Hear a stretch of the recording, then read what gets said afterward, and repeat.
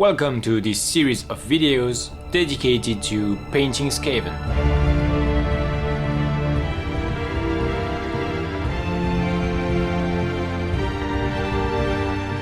I'm having a lot of fun painting these miniatures in a quick and easy way. And I do these videos to show you how I did so that you can do it yourself. It's going to get more and more intense, so pay attention because I'm going to show you techniques that give the results that you have just seen.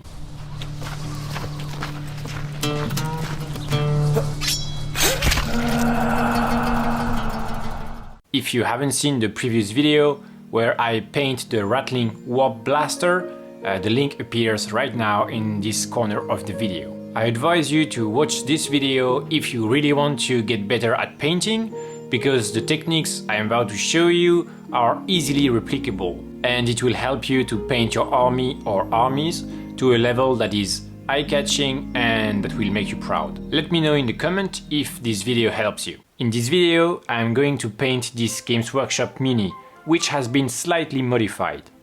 First, I prepare the miniatures, which means I do a zenithal highlight in white with an airbrush from above with a downwards angle. I start with the metal parts of the clothes in two colors, steel and bronze. I cover everything because then I'm going to apply washes that will darken the recesses and redefine the lines.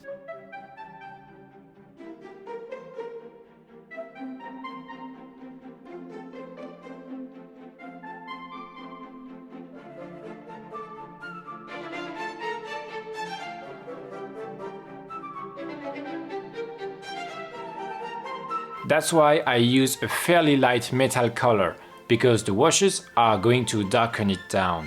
So far, I can't say it is very tiring, as the level of brush control isn't very high. And that's why I really like this technique. It's at the opposite of how I first started painting, and it was very stressful and my hand was very tired because I was trying to over-control the hand over the miniature, and this is exhausting and it's killing the joy and the motivation. Moving on to the garment, I will deal first with the main tone and then with the shadows.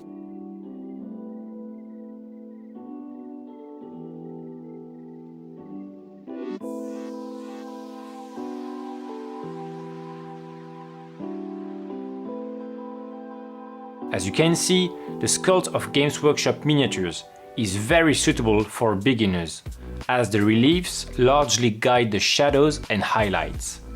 You can also get a little creative by shading areas in relief, but which are covered.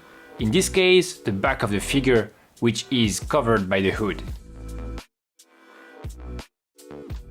Then I paint a few details fairly quickly, such as the saddlebag, the rolled parchment, and the sword.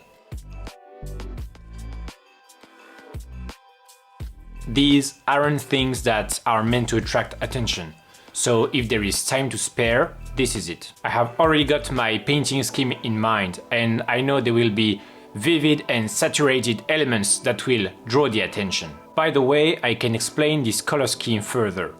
To begin with, I wanted to have black rats. So to increase contrast, I thought of light clothes.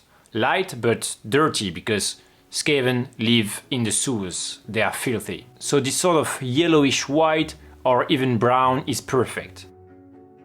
You may have noticed it when painting the rattling warp blaster, but this color blends with metallic and bronze tones, and also with wood tones. In fact, I love this desaturated yet legible result, because the differences are still strong enough to be noticed, all of which leaves plenty of room for one big bright color to pop and take the center stage.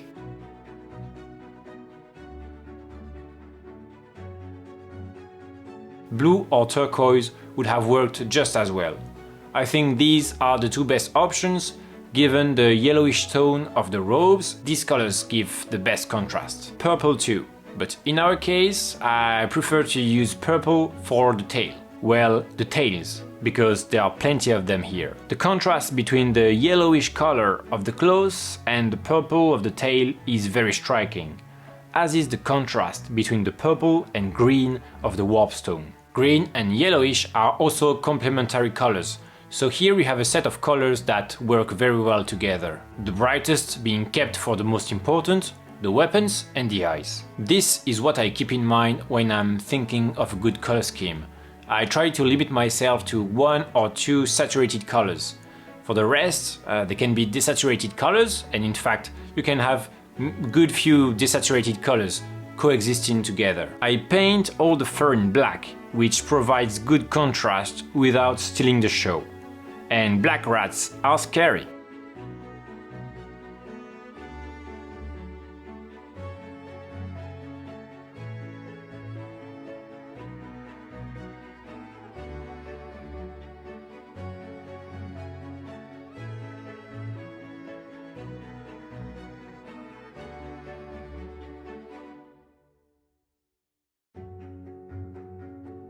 Now comes the master color, green, one lighter, one darker, and not just anywhere, for the weapons. Here the grinding claws and the eyes, awash with Skaven magic. Look how this completely changes the appearance of the figurine as it comes to life.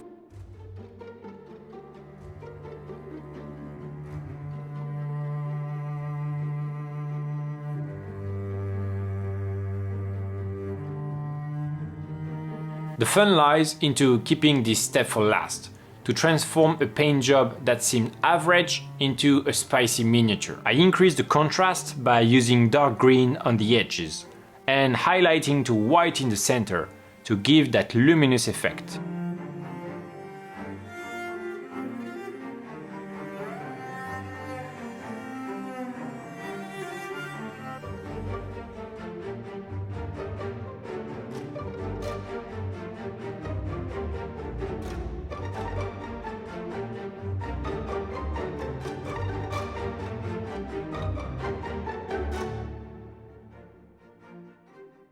Luminous effect that doesn't stop here, as I'm starting the OSL, Object Source Lighting, first with the small rat on his shoulder being lit by the green glow of the warpstone eye of the Magus.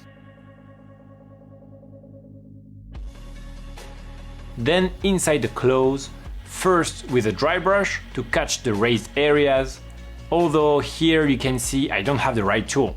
I would have needed a smaller brush. But that's not a deal breaker, as there will be a second pass, this time with a green glaze, to reinforce the saturation.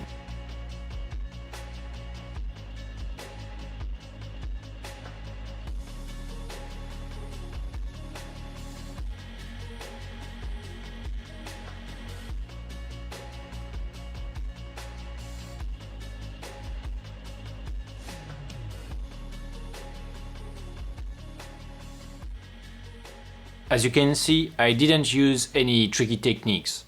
And of course, this is not a masterpiece in the world of painting, but it is a striking mini full of life and energy. The most important, I believe, is that it is achievable easily. So before the final reveal, please take the time to drop a like and subscribe to the channel for more videos like this.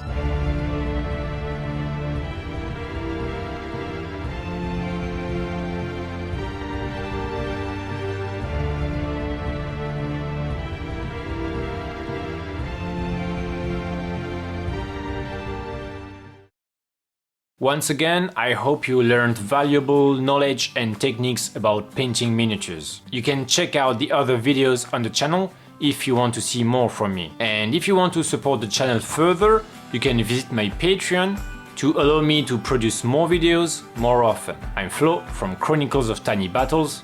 See you next time.